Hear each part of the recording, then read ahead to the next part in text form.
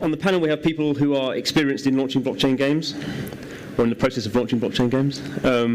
So we have this kind of I think a good understanding, or they have a good understanding of kind of what things have been like in the past.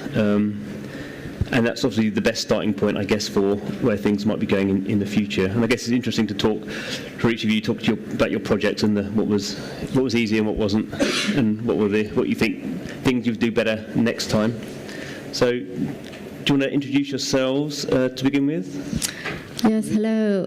So I am Marie Franville. I represent business development and marketing for B2Expand. We are a small indie video developer based in France, in Lyon. And we can say we are like the trailblazers of the crypto space in France, because we ICO'd in late 2016. And we released our first game in October 2018, Beyond the Void. It's on Steam, a PC game. Yeah, sorry. You're starting early. Yes. Don't worry, it's not you. So after the release of Beyond the Void, we released Nexarium in December 2018. It's our corporate shop and a marketplace for users to buy and trade their crypto assets. So Beyond the Void is a blockchain game, and it uses its own cryptocurrency, Nexium. That's it. That's how we've been working so far. I'm Shaban Chamé from Everdreamsoft, company based in Geneva, Switzerland. We are also dinosaur of blockchain. We did our ICO in 2015. With the first game, Spells of Genesis, and we released the game 1 year after in beta, and then with that we started working on a wallet for collectibles, and now the wallet holds different collections, and the new version is now 2-chain compatibles and Ethereum and Bitcoin blockchain for game assets, and we hope to add more blockchain soon. Hi everyone, my name is Vladimir Tomko. I'm the CEO of Blockchain Cuties. It's a crypto collectible game that's released on free blockchains already, on Ethereum, on EOS, and on Tron. We're the only one that did so. So basically we've fought with every possible problem in terms of that. We also have our own in-game wallet on 2 chains, on EOS and on Ethereum, that supports basically ERC20, ERC7 to 1 tokens, and we plan to release one for Tron. So that makes our game playable on every browser out there, including Mobile Safari and Microsoft Edge when you don't have MetaMask. And we plan to add a 4th blockchain pretty soon this year, and we try to pioneer in the industry, similar to what my colleague on the right does. Try to get in touch, see how it works, and understand what's working right now, not what's been working like 2 months ago. Hello, my name is Tony Pierce. I'm the co-founder of a company called Reality Clash. I'm not quite as old as you two. We did our ICO mid-2017, and we have 2 products. One is a trading platform, which users right now can buy and sell tradable weapons. In our case, they're guns. And we have a second product, which is an augmented reality combat game. Easiest way to describe it is Pokemon Go meets Call of Duty. And that launched last week, actually, soft launch in Australia, New Zealand, and Denmark. Both of those 2 products potentially are in billion-dollar markets. The crypto collectible market, as we know, is growing hugely. And the AR gaming market, the addressable market size is billions, just based on what Pokemon Go's done. But what's different between us two is both of those products combine. So for the first time ever, a user can trade games on our website, our trading platform, trade guns, and then decide to take one of those guns into the mobile game and use it in there, and then take it back out to our website where they can trade it. And you do mainly that to be able to launch the game on App Store and Google Play?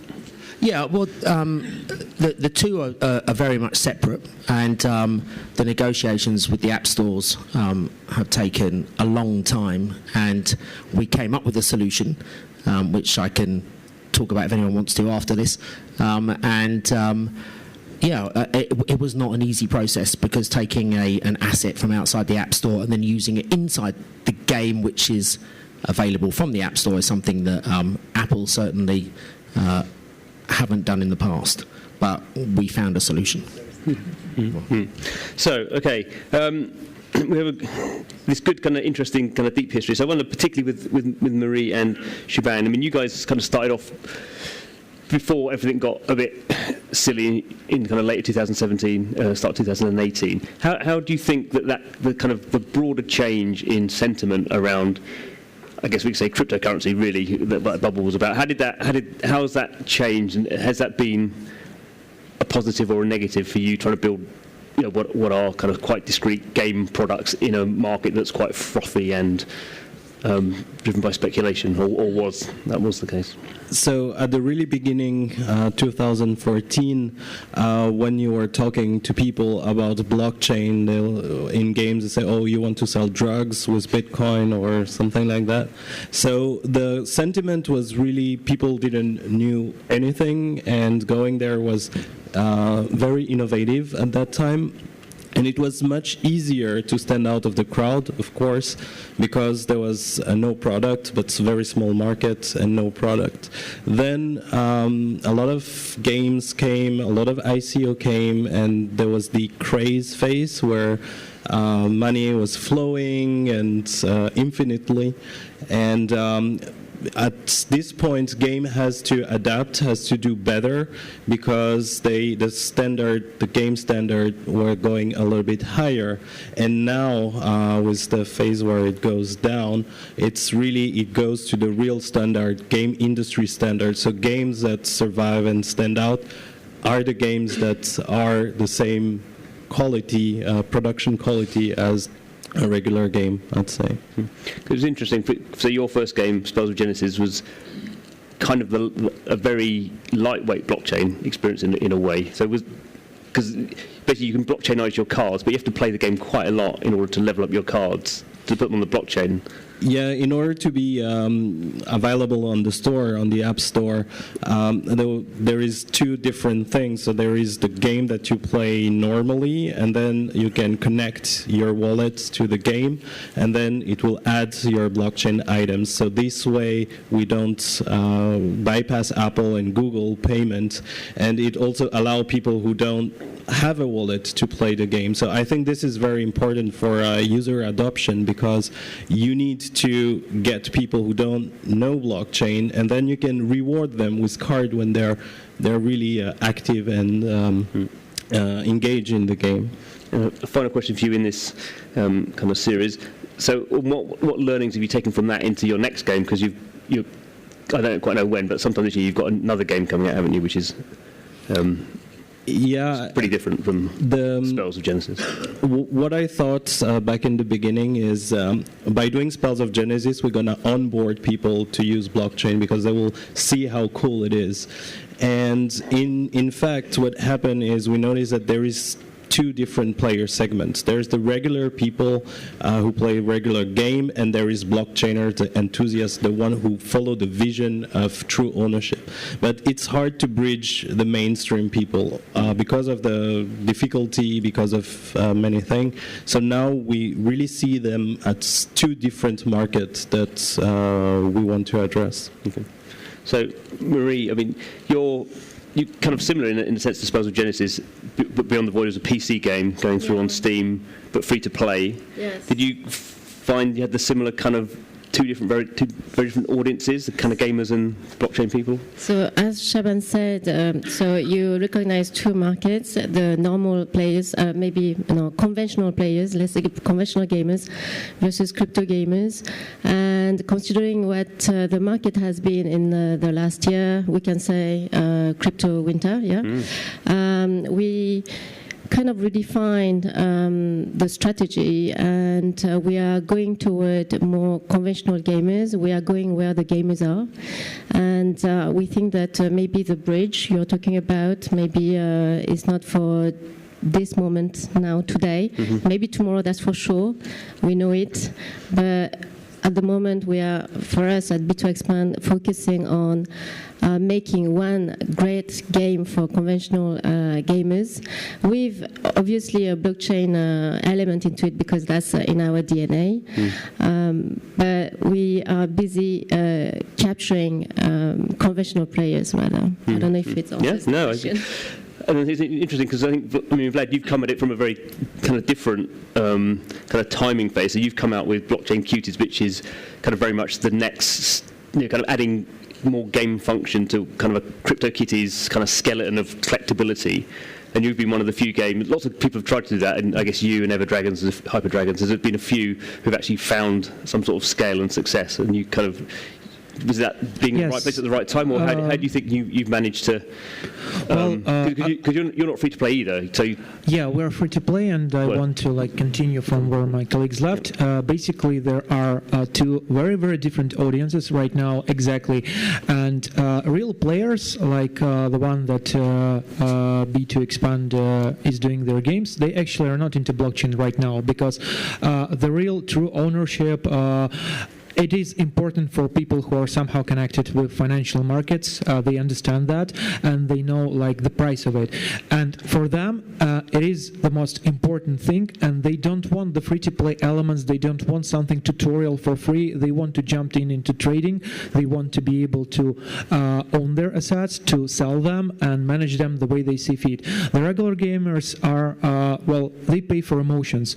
And current era blockchain games, majority of them don't provide this level of emotions, because real gamers are spoiled by very high quality level of products, like on both PC, especially on PC, and on native mobile gaming market. So basically, they will wait until blockchain without cryptocurrencies first will be implemented into games. Like, for example, what the Blancos are doing, the mythical games.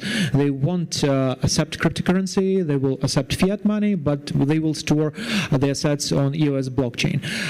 Maybe then, when they have this proxy concept understood, they will dig into that and try to ask developers to bring it to other games. But right now, if you want to make money on the market that exists today, you need to work with basically traders, and you can educate them to show them how it is important to receive emotions in game, create additional points that anchor them to your game, but it's not on the entry level of the funnel.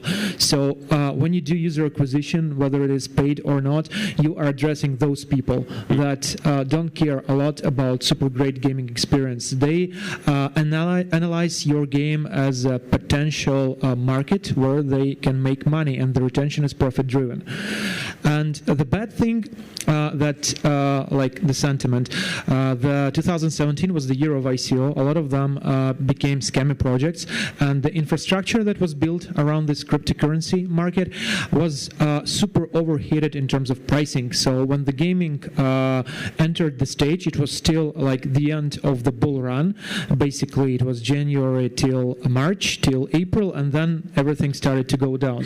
So the prices were very, very expensive. You needed to be very innovative and very, deceiving to try to put your game with a regular user acquisition. And up to this point, the sentiment is that this infrastructure, it got spoiled. The whole market, the crypto gaming market, had a very, very rough start, except CryptoKitties, because they had a lot of the free traffic. They got a lot of visibility from Forbes, from different news outlets, and people started to see what was the phenomenon that got Ethereum network lagged. Other games didn't repeat that. So what is important right now, that we're seeing a shift in existing market. People who do infrastructural support, especially did for ICOs, like ICO rating, ICO listings, they try to do dApps. try to write you, offer you different prices. And if you're like releasing the game right now and didn't have experience in the ICO era, they will probably rob you out of your money because the prices are very expensive, and the crypto gaming in terms of development isn't like cheap as well. So you need to keep that in mind. And this is like a bit of a sad sentiment that we're seeing in the market right now. Just on this subject, a bit off track. So, do you do paid user acquisition? Because you have a We've trading tried account? everything, including paid one. We do it sometimes, but very, very small volumes, because you need to test out different hypotheses, whether this will work or whether it won't. But there are some paying channels that work great, but they're expensive, and not a lot of the developers like possible developers who may jump into the place will be able to afford it. But in terms of basically paying user acquisition channels, I definitely suggest you try DappRadar and maybe State of the Dapps, but DappRadar for sure, it works. During like 6 months, basically, they were providing us number free in terms of revenue, quality level of traffic, and Medium works as well. It's free, but you need to commit a lot. It's a blogging platform, so yeah. But besides that, RTB networks almost worked. Basically, got you to zero, but others channels not so good. Okay. So, Tony, as you explained, you've got this two kind of discrete products which obviously join together. Presumably, that is because you can address both those audiences. What we now see, which are now not joined together. Have you? Well, how are you seeing it? one audience is massive, yes, well, and the other's yeah, tiny. Yeah. So we're obviously going to focus on the massive one. But I think the mobile game is where the revenue is. That is in-app purchase. Everybody knows how to do it. Everyone's familiar with it. But I'm extremely excited about the blockchain side, because in the next 2 to 3 years, users will understand not necessarily what an NFT is, but they'll understand that perhaps they can own something. And in fact, our job as gamers is never to mention the blockchain, is never to mention any of this stuff. Just make it seamless and easy. Guess what? If you buy this weapon in our store, you own it and you can trade it with your friends. Right? To buy our currency, you can buy it from us with a credit card. Or we might charge you a premium. You can go through the barriers and the hassle of opening a wallet and going through what you have to do now, which is extremely painful. And it's our job to make it easy.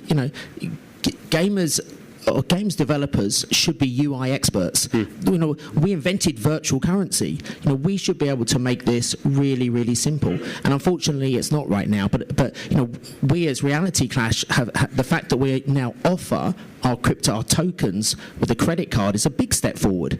And we tell people you're going to be charged a premium against an exchange price, because we never want to undervalue the exchange, but we're going to save you a lot of problems. And already we're seeing people, oh, that's easy, I'll buy 200 Reality Clash coins. They don't care what happens in the background. We then log that and we go through that process for them.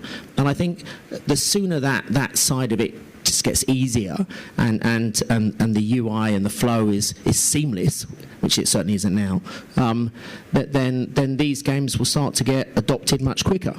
I have a comment to what you've just said about paying a premium over the exchange price. So this brings additional topic of discussion to blockchain games is basically legal stuff, because for example what they are trying to do, like for example you can't list or sell your tokens directly in, for example, a lot of US states, because it will be considered securities, and players, they are not professional investors, they don't have a license. If you sell your tokens exclusively to them, not in the exchange via exchange, you could be like prosecuted by SEC. And this is something that you need to take in mind when you do something, especially when you're working with the US citizens. If you're not working, or you're working with playing investors, then it's okay. But blockchain space right now is very tricky in a lot of ways. It has a lot of fraud, a lot of scams, a lot of gray fields in terms of legal, and you need to be able to go through all of that. From the legal point of sight, I will add, yes, it's becoming more and more difficult. There is more and more pressure around this token, KYC, you name it. It's super heavy, and the way I see it for the future is I think there's going to be a new economy emerging, not bridging your fiat to crypto, but as you browse a website, like using Brave browser, for example, you receive some tokens. So I believe there will be an economic that will build for people. They will receive some crypto without converting fiat, and then game developer will be able to leverage that. But this all this industry of receiving token for action that you do online needs to take in place, so then game developer can absorb. There are some quite interesting models being built around game and app distribution, where effectively the UA money that flows into the platform, some of that gets siphoned off to the users directly to download and play the games, which means that they then have the currency, which then they can recycle to spend in games. I know the AppCoins App Store is doing that. I'm particularly interested in kind of unbanked people who are without credit cards and that kind of stuff. So I think there are some interesting models around that. Quite how they get to scale or not, I don't know. So we've talked a little bit about kind of the projects that you've kind of worked on. If I don't know, some of you are working on new games, I know, and some have unannounced, some announced. But if you were kind of giving advice to people who are going to start on a project now, from what you've learned, what do you think kind of are the sweet spots in terms of how you would, in a very broad scheme? So what kind of genres maybe would you be looking at? What kind of, I don't know, would you care about what chain you were running on? Would you be mobile or PC or browser? Any thoughts on those kind of very broad topics of how you should be thinking about a blockchain game or a game using blockchain tech at the moment? To restart a project now, I will say it's important not to follow the trends. Like there is a new blockchain, it's great. There is this new standard, so it's better to build on things that have ground already, where there is experience project that prove to succeed. Because if you're jumping to new things just because they're trendy, they have cheaper transaction, then at some point you will have to move out to another chain because things are changing fast. So it's important to design the game without just the technology, but what's the added value for the customer, and along the way you choosing the technology that will satisfy that and make sure you're not technology binded. Because all you guys launched on Ethereum, at least, didn't you? Or you did. You didn't launch on Ethereum. Most of you people launched on Ethereum, and yes. So without getting too involved in the kind of chain battle, I mean, because that seems to be what you're suggesting, Shaban, that you're kind of saying Ethereum is the most robust technology and best understood. Is that right? Am I putting words into your mouth, or is that what you're kind of saying? I actually started on Counterparty, which is not Ethereum. Now we have an Ethereum wallet as well. But when we started on Counterparty and Ethereum came out, people were saying you should go to Ethereum now because it's cheaper and there is low fee, etc. And then we really thought about this, and we didn't make the move, but now people are moving out again. So it's not very easy to foresee this new evolution of new technology. So we are definitely Ethereum enthusiasts. However, we are considering and trying and testing other chains and other technology, and we are keeping ongoing conversations with many people, even here. Even noisy ones like Tron is very interesting, and we want to find out more. Yeah. There are two distinct approaches here. One was mentioned by Shaban, I agree. You can do basically what you know you're good at and do not look like away.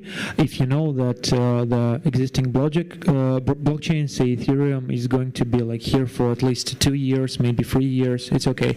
And if you have like budget to support your game during that time. If you are a new company and you want like to make money, to have basically this pillow of funds to be able to test out different things, you need to go there where like hyper profits are available, are possible. And as of right now, like look at the CryptoKitties. They released the game. By the end of February, they've turned over $24 million. 2 of them were their own. So basically, if you have $2 million in cash or in your bank account, you can like survive for at least 3 years easily, trying different games, testing out, doing marketing, and so on. So basically, on Ethereum, this type of revenues right now are, well, they are possible, but a lot harder to get than they were like in December 2017. So I suggest you look at the other blockchains that offer similar functionality, better transaction speed, and that are very aggressive and that have the potential to overcome some of the existing blockchains. And by that I mean Tron. Why? Because basically it uses the same virtual machine as Ethereum. It makes smart contracts that are written on Ethereum compatible with Tron with some minor alterations. And right now they are going big into dApp ecosystem. Even Justin Sun, Tron's CEO, does a lot of talks about that. He promotes the game themselves. Maybe they're like a bit young, doing something wrong, but they're committing. They have the funds. And what we see from Vitalik Buterin's blockchain right now is that they've postponed the Byzantium update 2 times already, and 15 transactions per second is not a lot. It limits the things you can do in terms of blockchain gaming. A lot of the mechanics are not possible in this speed. On Tron, it is a lot better, around 400. On EOS, it's 3,996 transactions per second. So there are possibilities, but EOS is very expensive at the moment. Tron is cheaper than Ethereum right now. It has its issues, but if I'd started doing like a new game right now, I'd go with Tron. I have a question. Can I? Yeah. Okay. For Blockchain Cuties, how was your experience integrating Tron and EOS? Because as a user, I know my experience. I'm not going to say it now, but how was it for you as a developer? On EOS, it was a lot more subtle because they have a lot of documentation written correctly. On Tron, for example, some things are documented the other way. Well, in reality, they work differently. You need to check the code, but we're able to do that. So it's, well, it's very early. It's root. The infrastructure is not ready yet. There are a lot of problems, but these problems bring opportunities. Less developers jump into Tron because of that. They want to see how it goes when everything works smoothly, but the market will be overcrowded already. And if you try out a pioneer role, if you're okay to struggle with these different problems, then you will get rewarded. Like we are not like super happy, but we're happy with the results from Tron, and it's not like Tron's fault. We've did a lot of mistakes from our side. Our pre-sale went very good, and the start of the game was very bumpy because of the things that a lot of things didn't work that they planned to, including some Tron issues. But we understood this like from the day one that blockchain is very young. There are a lot of errors, and you need to build your community in such a way that they would tolerate such mistakes. And we do that, just that, like very well. We do a community-driven development. Players play a major role in game development. They vote for features they want to see, and when we fail, they are okay with that. They're okay to wait a week, 2 weeks, and we speak with them, and it happens like the way it does. Well, I think when we first started, there wasn't much choice, No. and that's the problem with being first into a market. You know, we used the Ethereum blockchain, and our coin was an ERC20. Would I change blockchains right now? Probably not, because I don't think we're going to get 4,000 transactions a second, and I think everyone's a long way off from that. And I think the Ethereum blockchain will fix its problems in that time span. And can I be bothered to go through that pain? Probably not. As for going from an ERC20 to a 721, yes, we will do that, because there wasn't a 721 at the time, and we now want our weapons to be 721 coins so they can go on other marketplaces. So there is a definite improvement that side. The next iteration of an ERC coin, I'm not too sure about yet. So, this time next year there could be 5 all doing better stuff. So, in terms of kind of platform, so I kind of loaded that question to begin with. Are you kind of, so we've got kind of mobile, I guess you're kind of, your web, but kind of mobile now. You've done mobile, and I don't know if a table will be mobile, and you guys are PC. I mean, is it just is it kind of horses for courses? Does it depend on what genre you're doing? Do you think there's any particular change recently that makes one platform better than another? So it's from the start, from the get-go, it was a PC because of the genre. It's a space game, and it's quite niche. But we can't deny that we are seeing more and more PC games and web browsers games in the blockchain space moving to mobile games.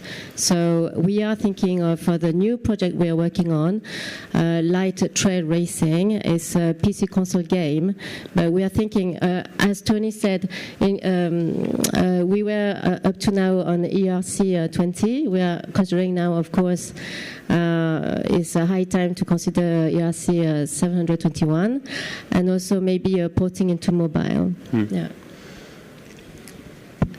So I think the platform, we talk about multiverse and things like that. So I think there is the blockchain where the assets are stored, and these assets can be used anywhere, whether it's a mobile game, whether it's a PC game. You can even imagine an IP like Pokemon, for example, where they put their asset on blockchain, and then they have mobile game that use that and PC game that use that. So I think for a user point of view, we talk about bridge before, it should be transparent for the user. Okay, I own this character, this IP, what can I do with it? Maybe I can use it on a mobile, maybe I can use it on a PC. So the platform doesn't really matter for the tokens, I will say, in that sense. But in terms of, if you were developing a game now, which one would you choose? Because you can know blockchain items, can kind of sit somewhere, but how for me anyway, blockchain in general, not just games. The big thing this year is can we help the user experience, and the user experience on a PC game is just very different to user experience on a mobile game. So if you had to kind of, or console or whatever. It depends who you want to address. For example, Asian markets, China, Japan, it's super mobile. If you address hardcore fantasy game, there will be more on PC. So it really depends on the game genre. But in general, the market who makes more money is mobile, who's growing. But depends on the genre and who you want to address. So there is opportunity in both, I'd say. Because, I mean, Tony, for you guys, I guess it's interesting with mobile, and partly to get around, or to kind of get around the potential app store issues, you have in-app purchases like a normal free-to-play game, don't you? And then you have the blockchain stuff. Do you have any rough idea about how your revenue split will work between the two? I mean, do you think the majority of your money will just come from people spending in-app purchases in the game? Right now, 99.999% will come from in-app purchases. Yeah, I know now. But it will absolutely change. I don't know what that period of time is, because it's down to how simple can you make this for the user, and what's he getting from it. I mean, going back to the genre, if you're talking about the platform, I think right now the most fun way to present this to a user is, I've got a sword and I can use it in these 5 games. And you can take it out and put it in there. That will be PC first, because it's easier to do, because I don't yet know what the app stores will say about taking it out of a mobile game and taking it to another mobile game, and how Apple or Google will allow that. I'm not sure yet, but the time will come. So at the moment, I think platform-wise, if you're going to sell that proposition to a user that I can take my gun and use it in 5 different games, I think it'll be PC. As for the genre of game, I think anything where you've got something, whether it's a cap, whether it's a shirt, whether it's a sword, whether it's a gun, whether it's a football, then I don't think it really matters, as long as the genre is big enough for you to play around with it. In my my perspective, the paradigm shift from only PC games is not only like desktop, we won't say like PC. Experiences hasn't changed drastically since the start of last year. Well, we did see that, for example, at the start when we launched Blockchain Cuties, we had around 85% playing from desktop. Right now we have almost 50-50. But the thing is that those are not like platform users. Those are the community users, the real audience that use different tools. Right now, mobile is getting bigger. For example, Trust Wallet has deep link integrations. It allows you to like create a game on Unity. After make all the purchases on Trust Wallet side. So for example, you need to make a purchase, you open Trust Wallet inside your application, do the transaction confirmation, and then back to the game. So you can take off the responsibility for doing crypto. But there are still some major questions like chargebacks. For example, in crypto, each transaction is finite. You can't say, hey, give me back my money. In App Store, in Google Play, in like you can do that. And this brings a lot of risks. For example, you could you would need to have a big pillow of money to do chargebacks in crypto to cover that, or you will have a lot of bad reputations and Apple will put you down from the App Store.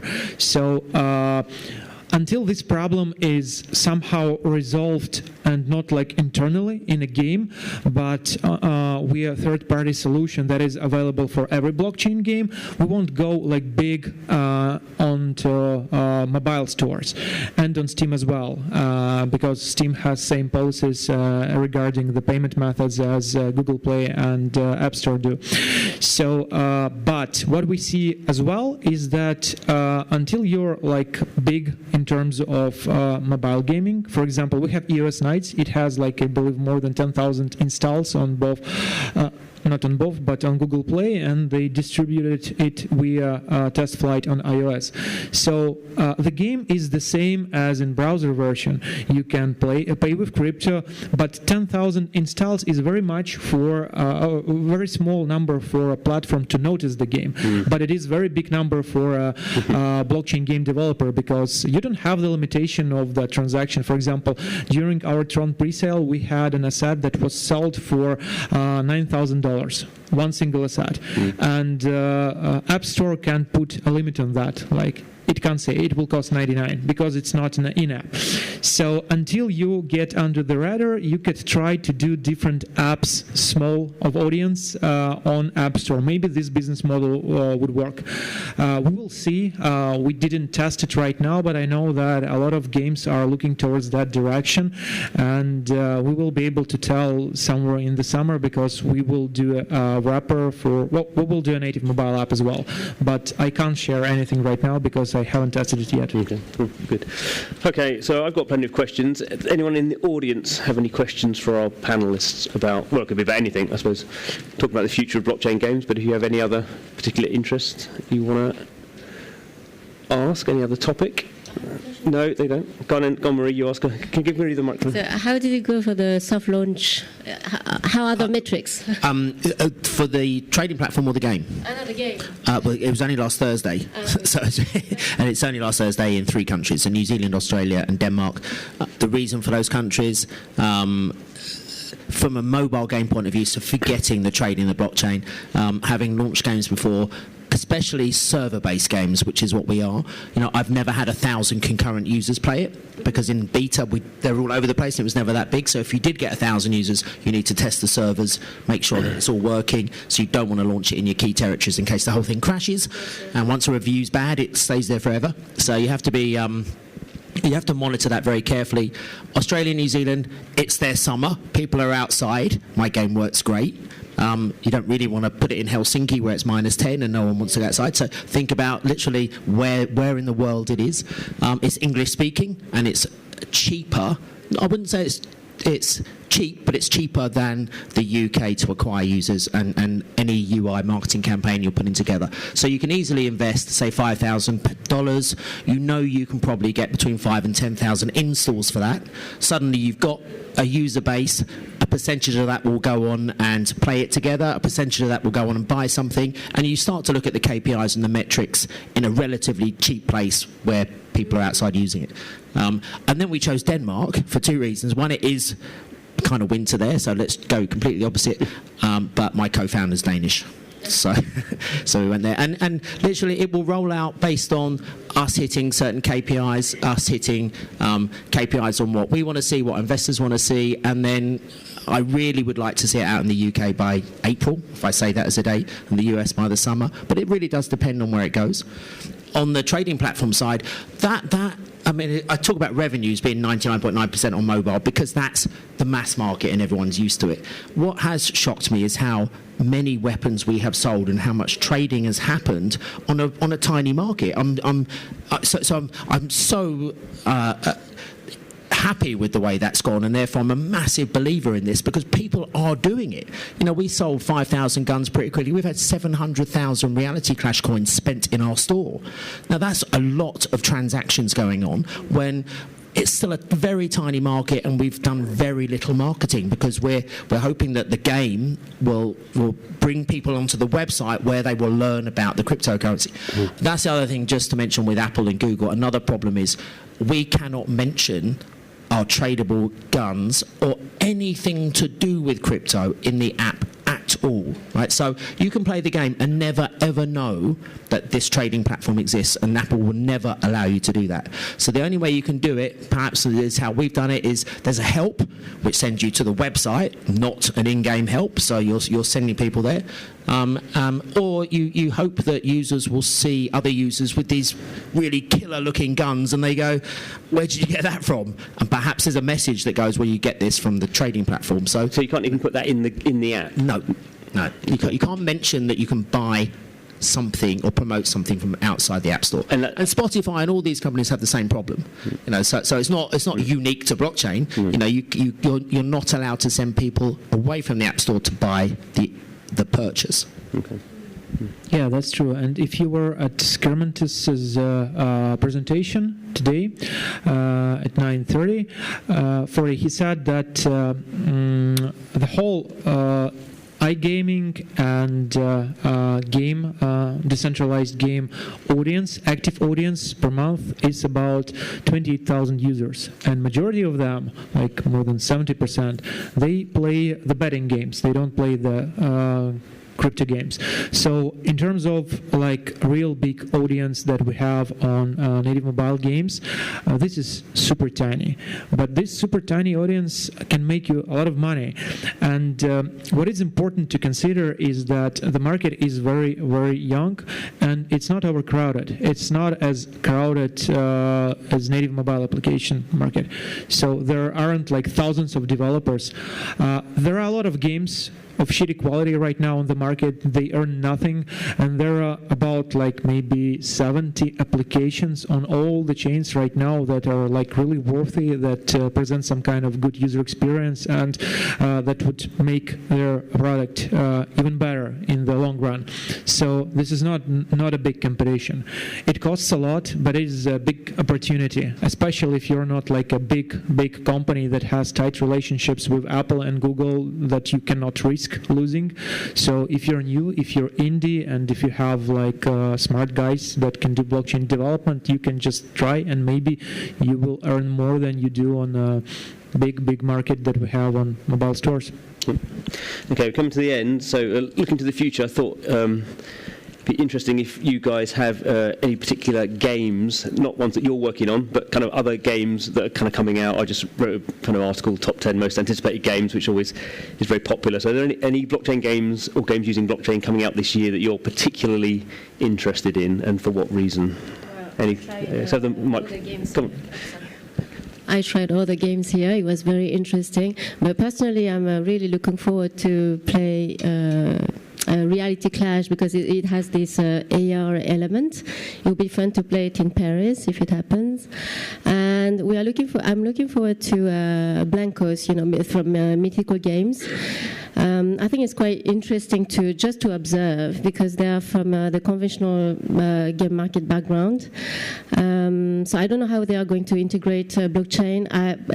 We didn't have any clue about the gameplay, and I'm really looking forward to it. I'm going to say, John is very good at not talking about his game at all. I've seen so many of his talks, he doesn't mention it. Yeah, yeah. Blancos, it looks amazing. The trailer. I think we're reaching a point where now blockchain game will reach the maturity of real games, and I will say there is many games that I'm interested in. Everything new is coming, but I'm really wanting for something that has a real gameplay element outside blockchain with a very good integrated blockchain element. I have a bunch. Gods Unchained, I really want to see how they will work and earn money after launch, because they had a very, very best backing, coin-based ventures back then. So they had a big sign of trust on their website, and a lot of people were pouring a lot of money. And it is very interesting whether the game itself will be so popular and would have a big turnover of money, or it was just great PR and marketing done by a very trustworthy companies. Then, of course, I would like to be interesting with the esports stuff. I think esports is I actually myself don't believe that esports stuff in blockchain gaming will be like big within the next 2 years, but it will definitely get there.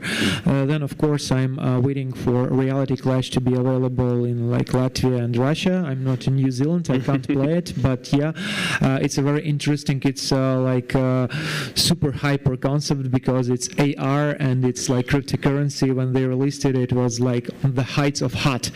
Then there is a Hash Rush game. It's going to be a mining game on Ethereum. They did it for 2.5 years, and I'm really interested whether the concept will be good, whether they dig it. But what most interesting actually is the games that will dig into the concepts of going to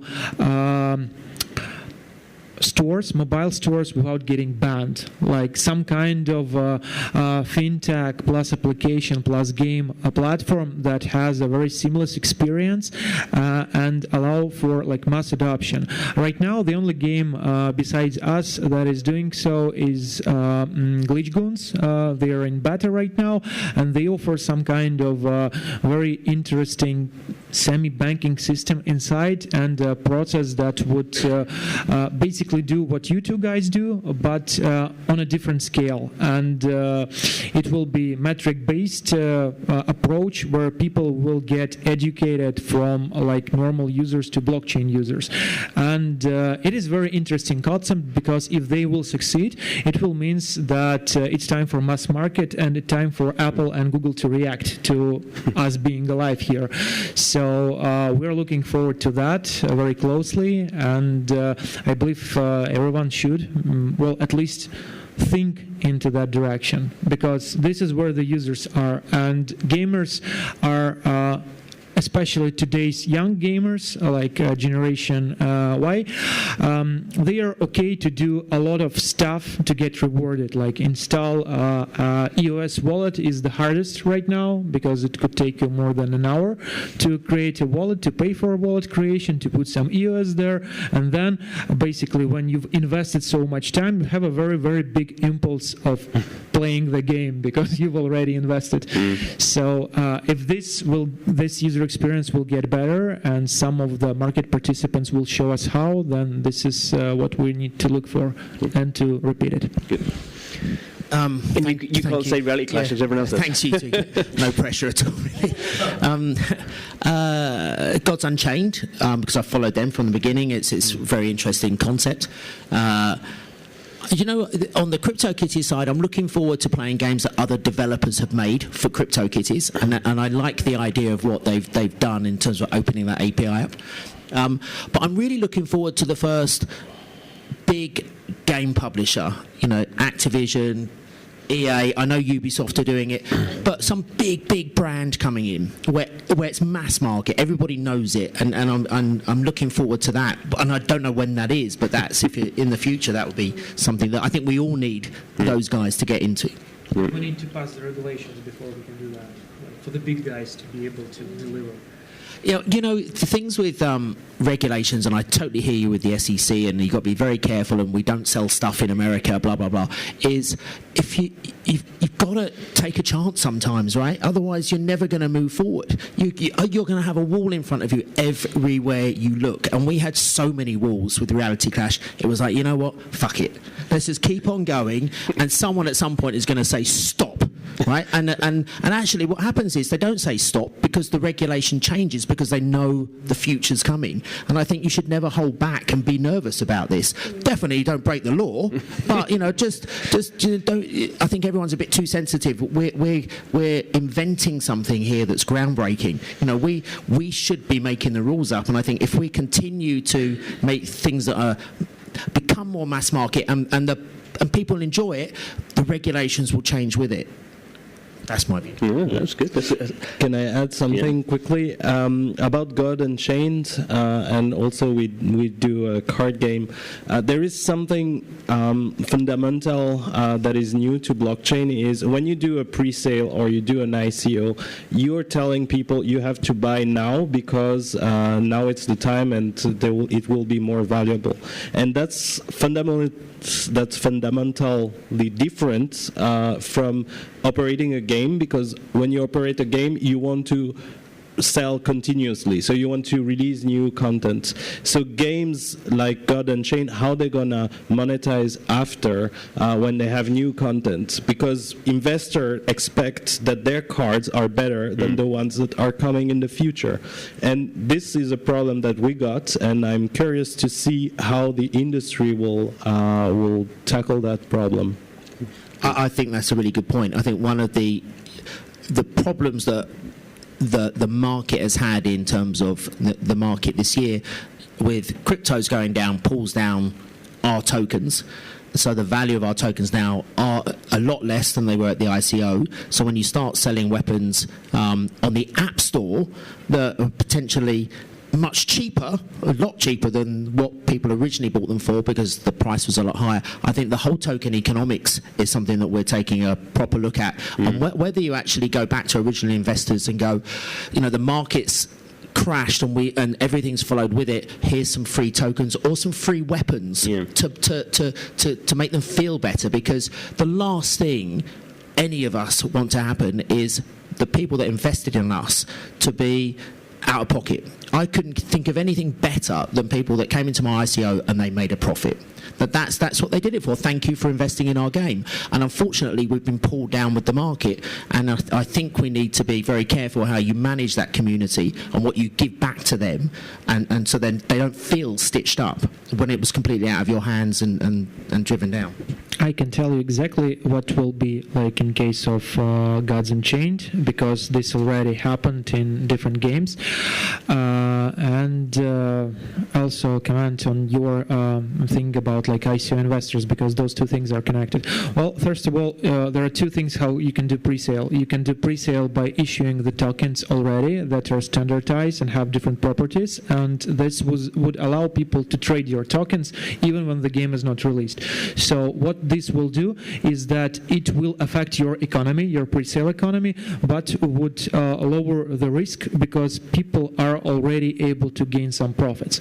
If you do it in ICO style, for example, when you even release tokens but they are not on exchanges except decentralized ones, then people are waiting for you to hit big exchanges to make profits. This was happening like at the middle of 2017, at the end of 2017, until each token hit an exchange didn't go down the price 10 times.